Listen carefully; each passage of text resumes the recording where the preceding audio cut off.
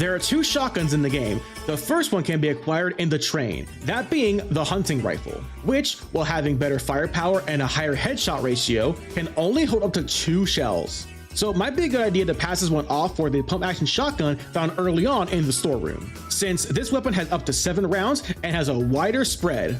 That being said, both the rifle and pump action take up to 2 slots in the game, which is very stupid and is just there to waste inventory slots. Anyways, insert reuse meme of Rebecca shotgunning zombie in the head here. I've got a shotgun. I'll fight back the demons till the day I die.